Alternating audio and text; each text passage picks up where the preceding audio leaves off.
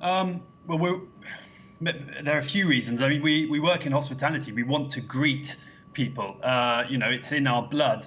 But when you've just had to borrow a huge amount of money from the bank to stay open, it's very risky to open and with social distancing and take a chance. A lot of my customers are at lunchtime are office workers.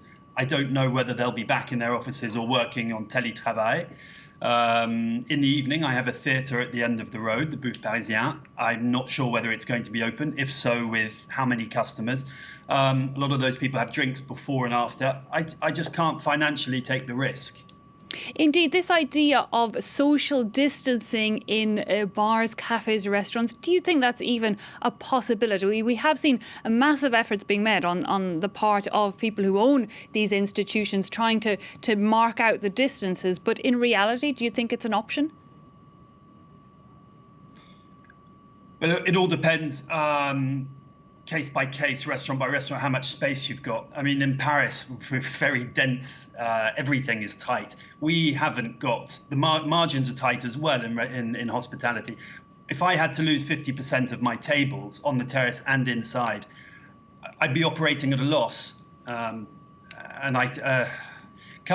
We had the COVID closure come straight after the general strike. I mean, businesses are crippled, and we can't just stay open because we want to. It has to be viable. Indeed, and we're seeing images as you speak of L'Entente, your British Brasserie, right in the centre here of Paris. As you say, in Paris in particular, coming on the back of a disrupted business due to the strikes, and now many weeks of a full closure of the restaurants. You know, just how precarious is your position, and other restaurants, do you think, in the city in general, will they be able to reopen? I'm afraid there will be quite a few closures, either financially or else people just morally or fed up of it.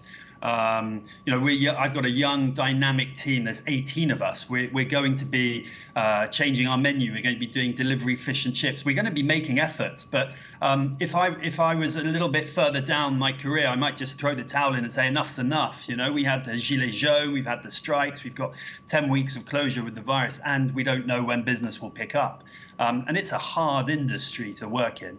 But that being said, as I mentioned, it's in our genes. We want to greet people and we want people to have a good time. But, ultimately, it's a numbers game and it's bums on seats. And the longer I can wait and wait and see, then so be it. Do you think there are efforts that could be made to help people in your position? Or are, allegiances being made from the government side of things? Absolutely. I have friends in the hospitality industry across the world, and France, and the UK have been incredibly supportive. I couldn't ask for more. The banks could be a little bit faster, of course. No, we're in a good position, and the Mairie de Paris is also making the right noises. But as I said, it's case by case. It's location. It's where you are. Are you in a residential area? Are you in an office area? Are you open on weekends? I mean, we're open. We have these three hats where it's business lunch, where it's a destination dinner, and it's a Saturday and Sunday brunch. So those are three things to juggle. It's going to be tricky on the 22nd, that's for sure.